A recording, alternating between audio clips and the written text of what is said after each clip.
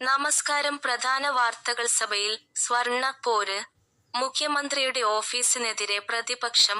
Watch and വാർഡുമായി ഉന്തും തള്ളും. തിരുവനന്തപുരം നിയമസഭയ്ക്കുള്ളിൽ ഭരണ പ്രതിപക്ഷ പോര് പുതിയ തലത്തിലേക്ക്. ശബരിമലയിലെ സ്വർണ്ണക്കവർച്ചാ കേസിൽ മുഖ്യമന്ത്രിയുടെ ഓഫീസിന് പങ്കുണ്ടെന്ന ഗുരുതര ആരോപണവുമായി പ്രതിപക്ഷം രംഗത്തെത്തിയതോടെ സഭാനടപടികൾ പൂർണ്ണമായും സ്തംഭിച്ചു. തുടർച്ചയായ രണ്ടാം ദിവസവും ചോദ്യോത്തര വേള തടസ്സപ്പെടുകയും സഭ താൽക്കാലികമായി പിരിയുകയും ചെയ്തു. ചോദ്യോത്തര വേള ആരംഭിച്ചപ്പോൾ തന്നെ പ്ലക്കാർഡുകളും ബാനറുകളുമായി പ്രതിപക്ഷം നടുത്തളത്തിലിറങ്ങി. എന്താണ് യഥാർത്ഥ പ്രശ്നം? നിയമസഭയെ പ്രക്ഷുബ്ധമാക്കുന്നത് പ്രധാനമായും 3 വിഷയങ്ങളാണ്. ശബരിമല സ്വർണ്ണക്കവർച്ച.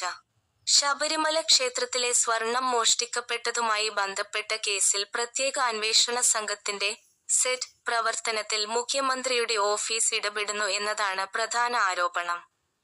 പ്രതികൾക്ക് പെട്ടെന്ന് ജാമ്യം ലഭിച്ചത് അന്വേഷണം അട്ടിമറിക്കപ്പെട്ടതുകൊണ്ടാണെന്ന് പ്രതിപക്ഷം വാദിക്കുന്നു. പരോൾ വിവാദം.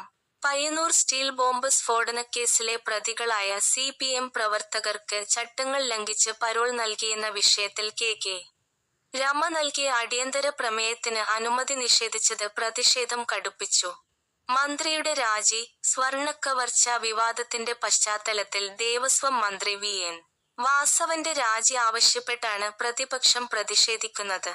സഭയിൽ നാടകീയ രംഗങ്ങൾ. പ്രതിപക്ഷാംഗങ്ങളായ അൻവർ സാദത്ത്, ETV ഇബ്രാഹിം എന്നിവർ സ്പീക്കറുടെ ഡയസിലേക്ക് കയറാൻ ശ്രമിച്ചത് സഭയിൽ നാടകീയ രംഗങ്ങൾക്കിടയാക്കി. ഇവരെ വാച്ച് ആൻഡ് വാർഡ് ബലം പ്രയോഗിച്ച് തടഞ്ഞതോടെ സഭയ്ക്കുള്ളിൽ ഉന്തും തള്ളുമായി. പ്രതിഷേധം നിയന്ത്രണാതീതമായതോടെ സ്പീക്കർ AN ഷംസീറിന് സഭാ നടപടികൾ നിർത്തിവെച്ച് ഡയസിൽ നിന്നും എഴുന്നേറ്റ് പോകേണ്ടി വന്നു. പ്രതിഷേധരംഗത്ത് UDF കോൺഗ്രസ് നേതൃത്വം നൽകുന്ന UDF അംഗങ്ങളാണ് സഭയ്ക്കുള്ളിലെ പോരാട്ടത്തിന് നേതൃത്വം നൽകുന്നത്. VD സതീശൻ സഭയ്ക്കുള്ളിലെ പ്രതിഷേധങ്ങൾ നയിക്കുന്ന പ്രതിപക്ഷ നേതാവ്. സഭ ETV പ്രതിപക്ഷത്തെ ബോധപൂർവം അവഗണിക്കുകയാണെന്ന് ആരോപിച്ചു. IC ബാലകൃഷ്ണൻ, AKM അഷ്റഫ്, MLAമാർ സഭാ കവാടത്തിൽ സത്യഗ്രഹം ആരംഭിച്ചു. യുവമോർച്ച.